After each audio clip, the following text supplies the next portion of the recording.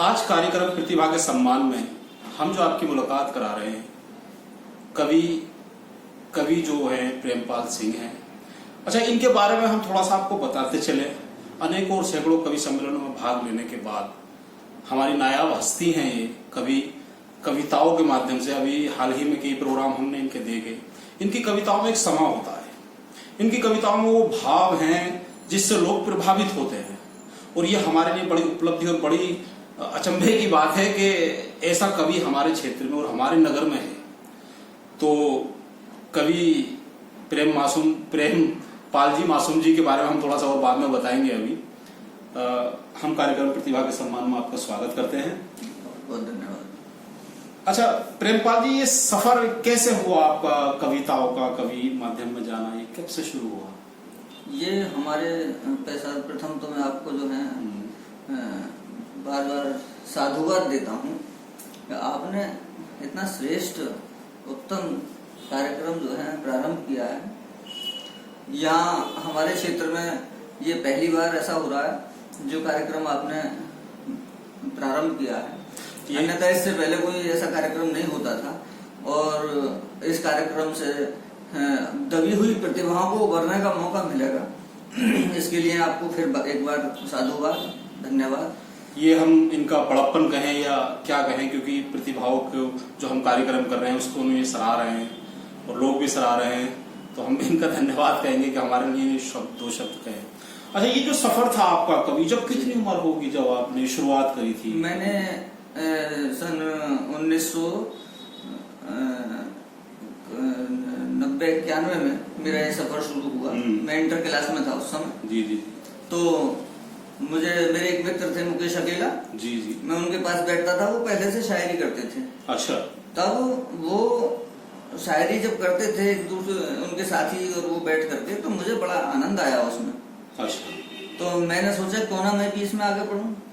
तो संभवतः मेरे अंदर शायद कहीं सरस्वती की कृपा रही हो और मैंने प्रयास किया तो मैंने लिखना शुरू कर दिया। जी जी। तो मैं गजल से शुरू हुआ, शेर और शायरी से शुरू हुआ। अच्छा, वो पहले कौन सी गजल थी जो लिखी थी आपने? वो गजल सबसे पहले जो मैंने शेर लिखा था। कौन सा शेर था? वो मैं शेर आप तक पहुंचा रहा हूँ कि क्या मिला शीशाए दिल को तोड़ करो बेवफा। जी।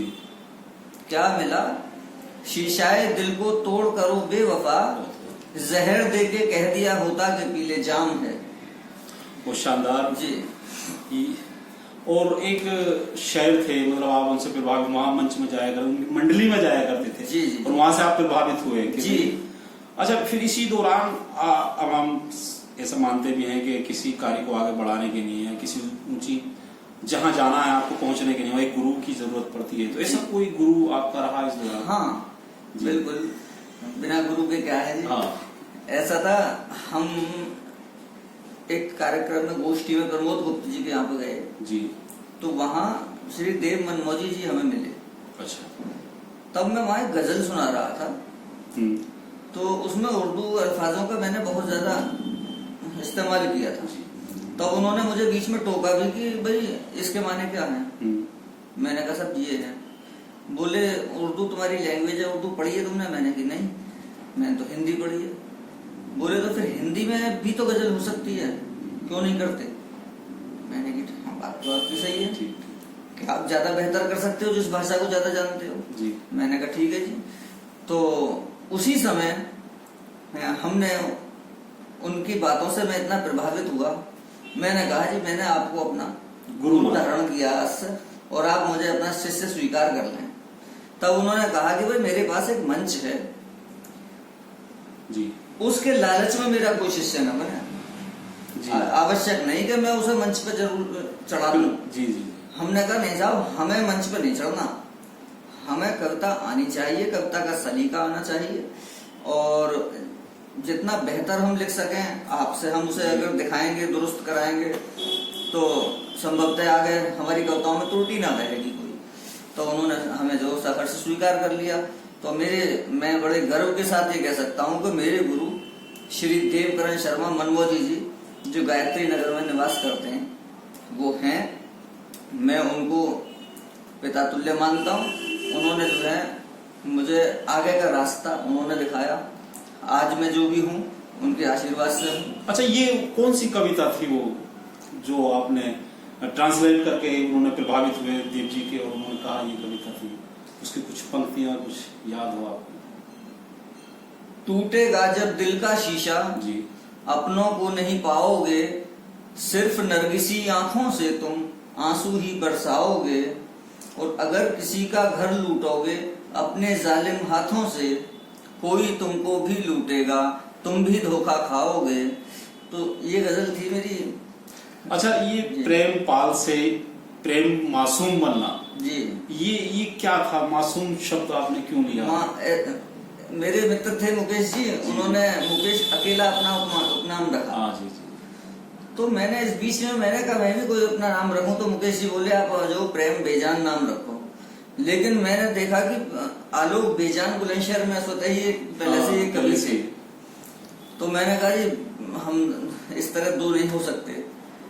तो फिर मुझे खुद ही ये दिमाग में आया कि मैं मासूम रखूं अपने। अच्छा, मासूम चेहरा प्रभावित करने वाला चेहरा है ये, इन्होंने नाम जो है मासूम ही हो गया।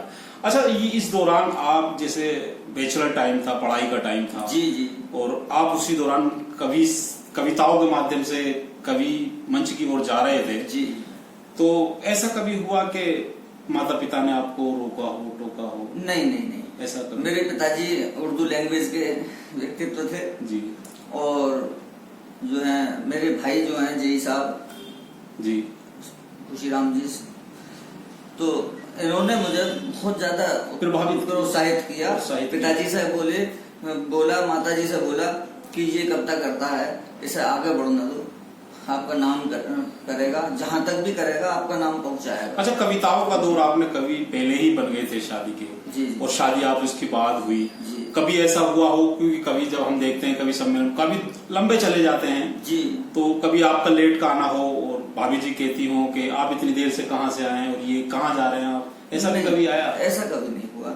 मेरी पत्नी ने सदैव मेरा साथ दिया। मैं रात में कविता लिखता था, जी जी, तो दिन में मैं अपना खेती बाड़ी का काम या दुकान देखता था, रात्रि में मैं अपना कविता लिखने बैठता था, तो मेरी पत्नी मेरा साथ देती थी, बैठी रहती थी, और लिखने के बाद सर्वप्रथम मैं अपनी पत्नी को ही पंक्तियां सुनाता था। अच्छा अच्छा, हाँ। ये बहुत बड़ी बात है कि इसी कामयाबी के शिखर की ओर जाने के लिए घर का, परिवार का सपोर्ट होना बहुत जरूरी होता है। जी हाँ, वो प्रेम मासूम जी को मिला। अच्छा, प्रेम मासूम जी इसी बार एक बार जो किसी मंच पर गए हो जी, वहाँ कौन सी आपने पहली गजल या पहली कविता या क्या शायद पढ़ा था, कुछ याद है आपको? काफी पुरानी, कोई नहीं, जो भी याद आ रहा हो आपको। लेकिन मैंने एक दहेज पे कविता थी जी, वो पढ़ी थी उस समय जी, कि गरीब माँ ने अपनी बेटी की खुशियों के लिए जी, कठिन से कठिन परिश्रम किए, बड़े प्यार से बेटी को पढ़ाया लिखाया, लेकिन बुरा वक्त नहीं टल पाया। जी, बेटी पढ़ लिख कर बड़ी हो गई, माँ के सामने एक समस्या खड़ी हो गई, बेटी की शादी। बेचारी जहां भी लड़का देखने जाती सबसे पहले दहेज की बात आती। 1 लाख रुपए दहेज में तय किए, शायद अपनी बेटी की मौत के लिए। 1 लाख रुपए दहेज में तय किए, शायद अपनी बेटी की मौत के लिए। शादी के बाद ही बेचारी जला दी गई, 1 लाख की गड्डी पुलिस को थमा दी गई। एक बेसहारा और गरीब माँ की उम्र भर की कमाई दहेज की आग से अपनी बेटी को बचा नहीं पाई, दहेज की आग से अपनी बेटी को बचा नहीं पाई। अच्छा, कविताओं में बहुत बड़ी बात होती है, कवि जो बात कहता है जी, वो दूसरे की समझ में आनी चाहिए, उस तक पहुंचनी चाहिए, हाँ। जिससे कि वो प्रभावित हो और जिससे जी, उसको सीख मिले। कविताओं का यही माध्यम होता है। हमारी सरल भाषा होनी चाहिए, जितनी भी सरल हो सकती है इतनी सरल भाषा में अगर हम कविता करते हैं तो श्रोता उसको पकड़ पाते हैं। अच्छा, इसी बीच कोई ऐसी कविता जो कहानी के ऊपर लिखी गई हो आपकी, ऐसा कोई वाक्य गुजरा हो? हाँ, ऐसा भी हुआ है, कविता ऐसा भी हुआ है। मैं अमरोहा गया था, हमारे जहांगीराबाद के डीएम बने थे तेजपाल सिंह जी जी, तो मैं नौकरी के संबंध में उनके पास गया था। तो वहां से मुझे जब निराशा हाथ लगी तो मैंने गढ़ चौपला से कविता बस में लिखनी शुरू करी। अच्छा, और वो कुछ इस तरह से लिखी कि मैं हूं एक मुसाफिर, मेरा पता ना कोई ठिकाना है, चलते चलते जहां रैन हो मुझे वहीं रुक जाना है। अपनाना जिसको भी चाहा सदा उसी ने ठुकराया, धनवानों ने मुझ निर्धन को जब जी चाहा धमकाया। नहीं जहां में कोई किसी का किससे नेह लगाना है, चलते चलते जहां रैन हो मुझे वहीं रुक जाना है। अच्छा, ये बहुत बड़ी बात होती है। कवि का अर्थ वही होता है कि एक मोटे मोजों पे कविता लिखते, मतलब एक ऐसी जो आपके साथ गुजरा हो पल, उस पे कविता लिखी जाए, उसका सारांश लोगों को पता चले, वो बड़ी बात होती है। अच्छा, एक जो आप बाहर भी जाते होंगे, आपको सम्मानित भी किया जाता है, वो सम्मान भी मिले होंगे। आप कहाँ दूर तक गए हैं, कितनी दूर जाकर? मैं खुर्जा, अनूप शहर, शिकारपुर, सियाना, सिकंदराबाद, मैंने अपने इस क्षेत्र में सभी जगह काव्य पाठ किया है। अच्छा, हमने भी सर्च करा यूट्यूब पर, मासूम जी की कविता हमें भी मिली आसानी। अच्छा, इसको हम सोचते हुए आए, मासूम जी से मिले और प्रभावित भी हुए, इनकी सुंदर मुस्कान से प्रभावित हुए। हमने सोचा भी कि भाई मासूम शब्द क्यों पढ़ा, इसका अर्थ हमें मिल गया कि वाकई मासूम जी हैं। आपका अच्छा, आने वाली जो आपकी कविता है, जो कहीं सुनानी है आपको, अभी सस्पेंस है वो कविता जी, वो कौन सी कविता है या कौन सी गजल है? अभी एक गजल के कुछ शेर में दे रहा हूँ आपको।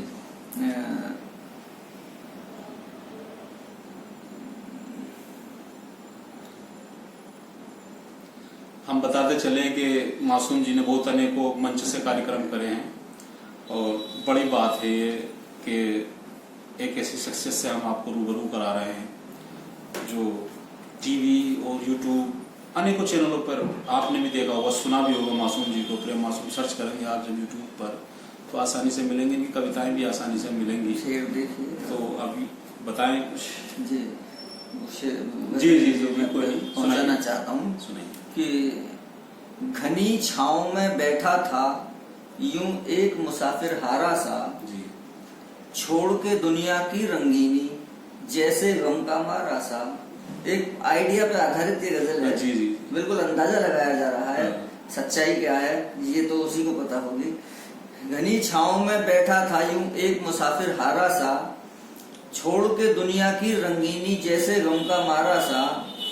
और किस किस को समझाता अपने नाजुक दिल की कमजोरी, किस किस को समझाता अपने नाजुक दिल की कमजोरी।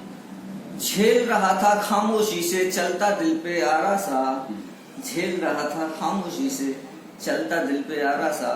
तो ये गजल मेरी प्रगतिशील है इस समय। चलिए जी, ये थे हमारे कार्यक्रम प्रतिभा के सम्मान में प्रेम मासूम जी। और इसी श्रृंखला में आप हमारे चैनल को सब्सक्राइब और लिंक को शेयर करते रहें, देखते रहें, जिससे हम एक प्रतिदिन आपको एक नई प्रतिभा से रूबरू कराते रहे। मैं नाजिम बेग, पत्रकार, नमस्कार, खुदा हाफिज।